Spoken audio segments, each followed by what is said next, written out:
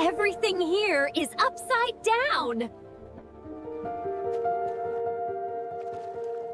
How is this even possible?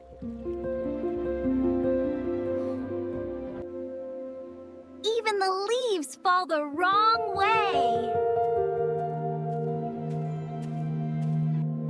Are you guys even real?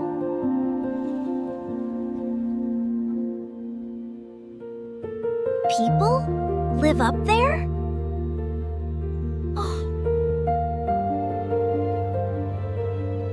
Welcome to the island. Gravity just works differently here. I guess I'll have to learn your way.